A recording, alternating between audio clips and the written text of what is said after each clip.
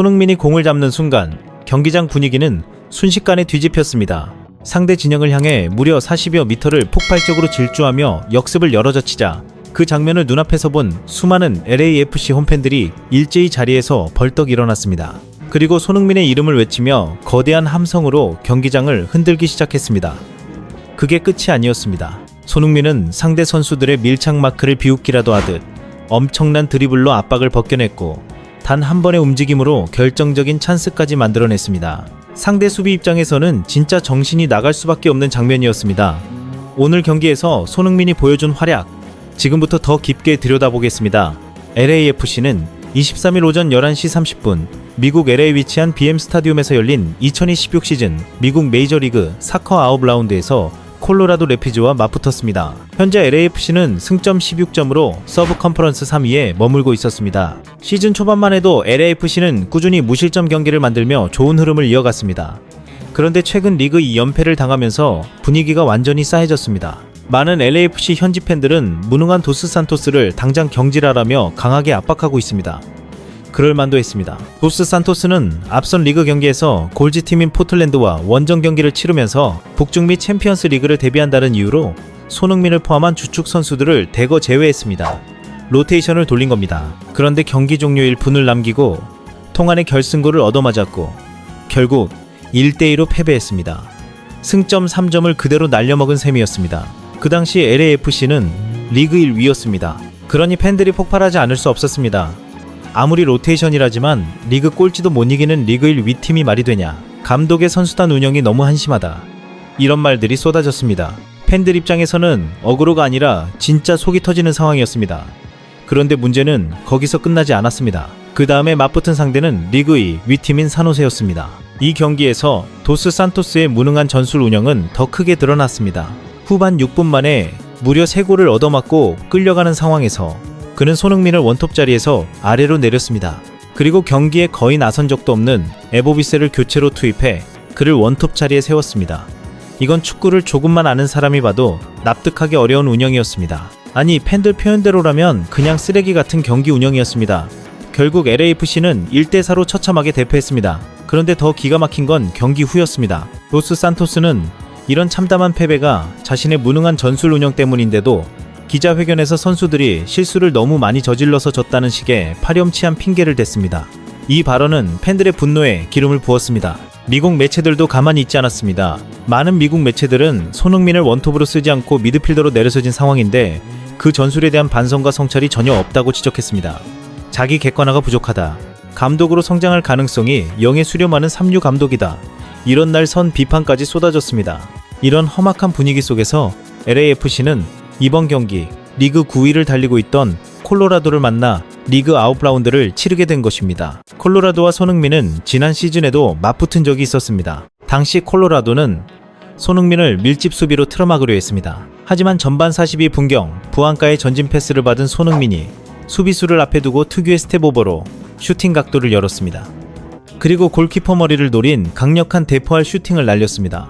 그 슈팅은 그대로 골망을 찢어버렸고 콜로라도에게 깊은 절망을 안겨주었습니다.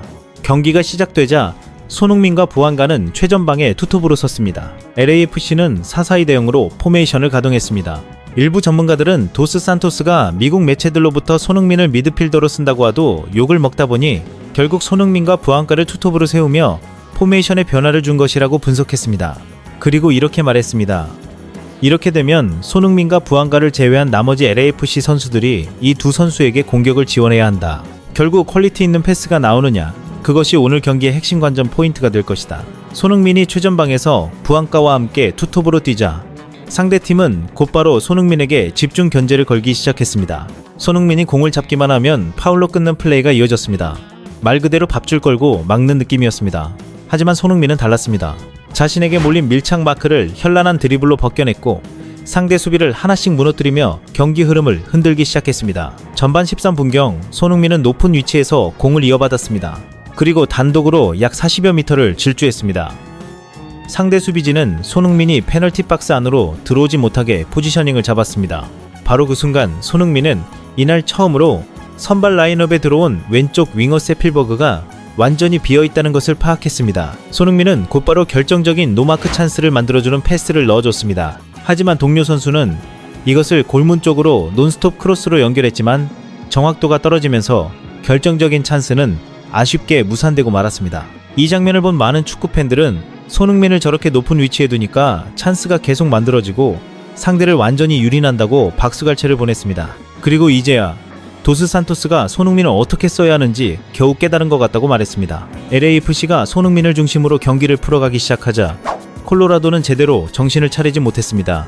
손흥민이 공을 잡는 순간마다 수비 라인은 흔들렸고 압박은 늦었으며 경기장의 흐름 자체가 LAFC 쪽으로 서서히 기울기 시작했습니다.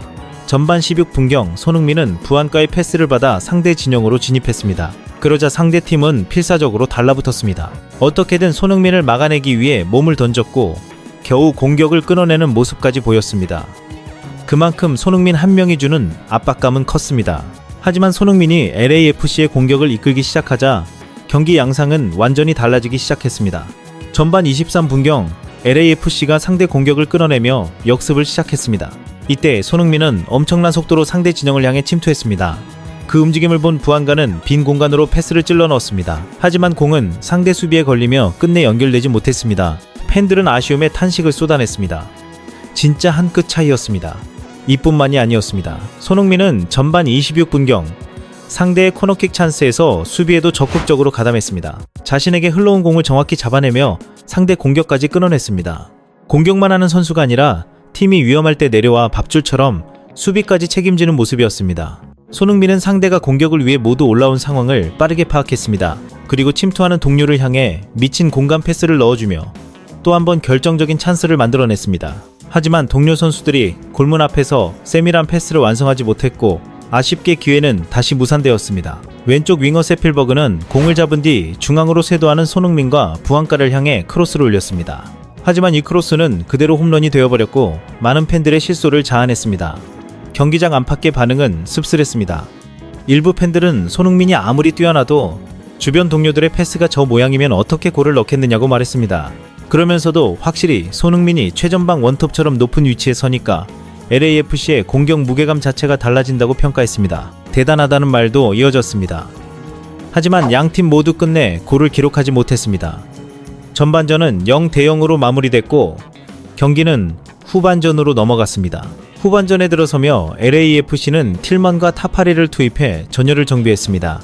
손흥민과 부안가는 후반전에도 변함없이 투톱으로 출전했습니다. 팬들이 기대한 건 분명했습니다. 이제는 결정력을 보여줘야 하는 시간이었습니다. LAFC는 후반전 시작과 동시에 높은 위치에서 상대를 압박했습니다. 공을 따내며 공격권을 가져가기 시작했고 콜로라도의 수비진을 계속 흔들었습니다. 높은 위치에서 얻어낸 공은 부안가에게 연결됐습니다. 하지만 부안가는 이것을 힘껏 때렸고 공은 골문을 크게 벗어나는 홈런슛이 되고 말았습니다. 그 장면을 본 많은 축구팬들은 크게 실망했습니다. 분위기를 살릴 수 있는 순간이었는데 허무하게 날아간 겁니다. LAFC는 계속해서 콜로라도를 밀어붙였습니다. 이번에는 수비형 미드필더인 이 니에르가 슈팅을 시도했습니다. 이 슈팅은 골대를 맞고 튀어나왔습니다. 팬들은 머리를 감싸질 수밖에 없었습니다. 들어갔다면 경기 흐름은 완전히 달라질 수 있었습니다. 이뿐만이 아니었습니다. 왼쪽 윙으로 나온 세필버그 역시 중앙에서 공을 받아 슈팅을 시도했습니다. 하지만 이 슈팅도 그대로 골대를 벗어났습니다. 이 장면을 본 일부 전문가들은 세필버그를 빼야 한다고 강하게 말했습니다. 그들은 세필버그가 공을 잡을 때 손흥민이 슈팅할 수 있는 공간으로 직접 뛰어들어가 공을 받는다고 지적했습니다. 이건 굉장히 욕심을 부리는 플레이라는 겁니다. 원톱이 있는데 그 자리를 윙포워드가 치고 들어가 공을 받는 것은 팀 전체의 밸런스를 완전히 깨버리는 행위라고 비판했습니다. 그리고 결국 이 장면 역시 도스 산토스의 이상한 선수 기용이 또다시 문제가 되는 장면이라고 말했습니다. 도스 산토스도 이 상황을 보고 더 이상 둘 수 없다고 판단했는지 즉각 세필버그를 교체 아웃시키는 초강수를 뒀습니다. 하지만 문제는 여기서 끝나지 않았습니다.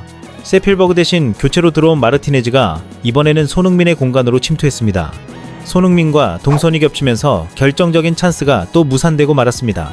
팬들 입장에서는 진짜 속이 뒤집힐 수밖에 없는 장면이었습니다. 이 장면을 본 많은 전문가들은 LAFC에는 수준이 안 되는데도 출전만 하면 자신이 골을 넣을 욕심부터 부리는 선수들이 너무 많다고 지적했습니다. 원톱이 있는 자리에 윙어가 들어가 설치는 것은 감독이 교통정리를 정확하게 해주지 않아서 생기는 일이라고 했습니다.